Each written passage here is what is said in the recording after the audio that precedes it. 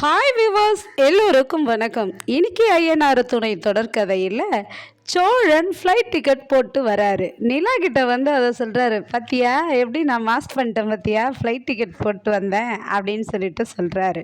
அதுக்கு அவங்க சொல்கிறாங்க, இல்லை சோழன், நீங்கள் தப்பு பண்ணிட்டீங்க. நான் வந்து எங்கே, நீங்கள் ஒரு 3 நாளைக்கு ட்ரெயினில் டிக்கெட் போடுவீங்க, அவங்க கூட 3 நாள் ஜாலியாக பேசிக்கிட்டே போகலான்னு நினச்சேன். நீங்கள் என்னென்னா ஃப்ளைட் டிக்கெட் போட்டு வந்துட்டீங்க அப்படின்றாங்க.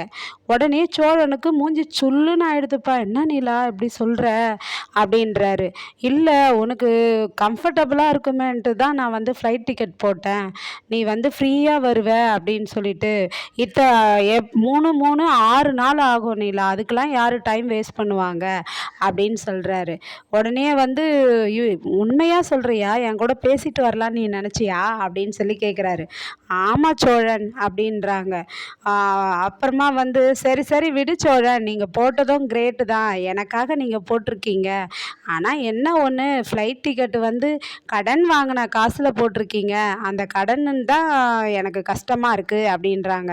அதில் என்ன நிலா இருக்குது, அண்ணன் கல்யாணத்துக்காக கடன் வாங்கினேன், இப்போ அதை என்னைக்கா இருந்தாலும் அடிக்க போகிறேன், விடு நான் பார்த்துக்கிறேன் அப்படின்னு சொல்கிறாரு சோழன். அதுக்கு நிலா சொல்கிறாங்க, எனக்கு அண்ணன் கூட ஒரு டிசைனிங் பிடிச்சி கொடுத்தாரு இல்லைங்க, அதில் எனக்கும் காசு வந்ததுன்னா நான் இந்த கடத்தை அடைச்சிட்றேன் அப்படின்றாங்க. அதெல்லாம் வேண்டாம் நிலா, நீலாம் அதெல்லாம் பண்ண வேண்டாம் அப்படின்னு சொல்கிறாங்க. சொல்லிவிட்டு அதுக்கப்புறம் எல்லாருமே கிளம்புறாங்க. சோழன், நிலா, சேரன் 3 பேரும் கிளம்புறாங்க. உடனே பல்லவன் சொல்கிறாரு, அண்ணா நீ அங்கே போனதும் எனக்கு ஃபோட்டோ எடுத்துலாம் அனுப்பு, ஃப்ளைட்டில் போகிறதுலாம் அப்படின்றாரு. உடனே சேரன் வந்து, சாரிடா பல்லவா, உன்னை விட்டு போகிறேன்னு நீ நினைக்காதடா, நீ வந்து அடுத்த முறை உன்னை கூப்பிட்டு போகிறேன்டா, நம்ம எல்லாம் சேர்ந்து போகலாம் ஒரு வாட்டி அப்படின்னு சொல்கிறாரு. நிலாவும், இல்லை அண்ணே, பல்லவன் வந்து புரிஞ்சுப்பானே, நீங்கள் வந்து சந்தாவை பார்க்க தானே போகிறீங்க, அதனால் அவனுக்கு அந்த பிரச்சனைலாம் புரியணே அப்படின்றாங்க. சரி ஃப்ளைட்டுக்கு டைம் ஆயிடுச்சுன்னு சொல்லிட்டு கார் புக் பண்ணி வர வச்சுட்டு கிளம்புறாங்க. கிளம்பும்போது எதிர்க்க வானதி வராங்க. வானதி வந்ததும் கிளம்பிட்டீங்களா அக்கா, நிலாக்கா பத்திரமா போயிட்டு வாங்க, நீங்கள் போகும்போது நான் தான் எதிர்க்க வரேன், எல்லாம் நல்லதே நடக்கும் அப்படின்றாங்க. சரிம்மா வரேன், டே பத்திரம்டா பல்லவா பாண்டி அப்படின்றாங்க.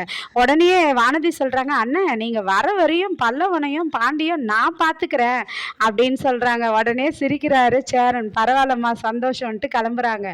அதுக்கப்புறம் வானதியோடைய அக்கா போகிற கேட்டிங்கன்னு வச்சுக்கோங்களேன், வானதி வந்து வீட்டில் வந்து பெருக்குறாங்கங்க. பெருக்கிட்டு இருக்கும்போது பாண்டியன் வந்து கேட்குறாரு, எதுக்குடி நீ இந்த வேலைலாம் செய்கிற அப்படின்னு சொல்லிட்டு கேட்குறாரு. அதுக்கு வானதி சொல்கிறாங்க, நான் செய்யாமல் வேற யார் செய்யறது, வீட்டில் நிலா அக்காவும் சேரன் அண்ணாவும் இல்லை, அப்போ இந்த வேலையெல்லாம் யார் செய்யறது, இதுவும் என் வீடு தானே, நான் தானே செய்யணும் அப்படின்னு சொல்லிட்டு பெருக்குறாங்க, வீடு கூட்டிகிட்டு இருக்காங்க. உடனே அவங்க மாமனார் நடேசன் வர்றாரு.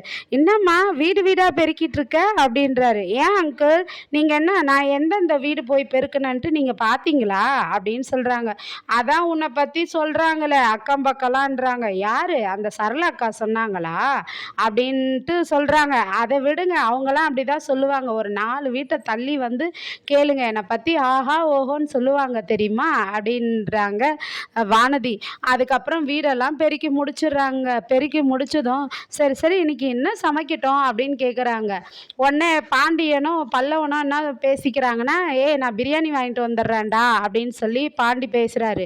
ஏங்க, நான் வந்து உங்களை வந்து என்ன சமைக்கணும்னு தான் கேட்டேன், அதை விட்டுட்டு என்ன வாங்கிட்டு வரணும்னு நான் சொல்லலை, நீங்கள் சிக்கன் வாங்கிட்டு வாங்க, நான் சமைக்கிறேன், பிரியாணி சமைக்கிறேன்றாங்க. உடனே பல்லவன் கேட்குறாரு, உங்களுக்கு சமைக்க தெரியுமான்னு கேட்குறாரு. என்ன பல்லவா இப்படி சொல்கிற, நான் சூப்பராக சமைப்பேன் பிரியாணி அப்படின்றாங்க. அப்படியா, பிரியாணி நல்லா செய்வீங்களா அப்படின்னு சொல்லி கேட்டதும் சரி செய்யுங்கன்னு சொல்லிட்டு கேட்குறாங்கங்க. அப்போவும் பாண்டி சொல்கிறாரு, இல்லை இல்லை வேண்டாம், நான் வந்து பிரியாணி கடையில் வாங்கிட்டு வந்துடுறேன்றாரு, நீலாம் கஷ்டப்பட வேண்டாம் அப்படின்னு.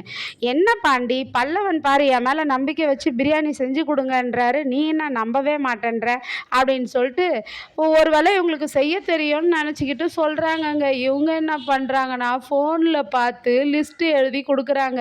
அதுக்கு பாண்டி சொல்கிறாரு, வானதி இப்போவே மணி 12 ஆச்சு, நீ எழுதி கொடுத்து நான் போய் கடைக்கு வாங்கின்னு வந்து நீ சமைச்சு எப்போ போடுறது, ஒரு நாள் சீக்கிரமாக வா, 6 மணிக்கெலாம் ஸ்டார்ட் பண்ணு, அப்போ மெதுவாக பிரியாணி செஞ்சு சாப்பிட்லாம், இப்போ விட்டுரு வானதின்றாரு. அதெல்லாம் முடியாது, நான் செஞ்சு தான் போடுவேன்ட்டு சமைக்கிறாங்கங்க. சமைக்கும் போது வெங்காயத்தை எடுத்து வெட்டுறாங்க. அப்போ பாண்டியனை கூப்பிட்றாங்க. பாண்டி உங்கள் வீட்டில் வெயிட் மிஷின் இருக்கான்னு கேட்குறாங்க. என்னத்துக்குடி வெயிட் மிஷினுன்னு கேட்குறாரு பாண்டி. இல்ல, இந்த வெங்காயத்த வெயிட் போடணும் பாண்டி. அளவா எடுத்து, அளவா சமைச்சா தான் ருசியா, டேஸ்ட்டா இருக்கும் சாப்பிட்றதுக்கு.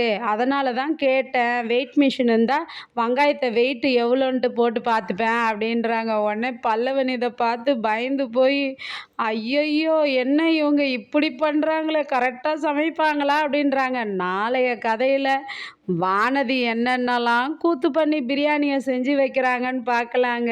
டேஸ்ட்டா இருக்கா? எப்படி இருக்கான்னு ஆவலுடன் எதிர்பார்ப்போம். நன்றி. பாய்.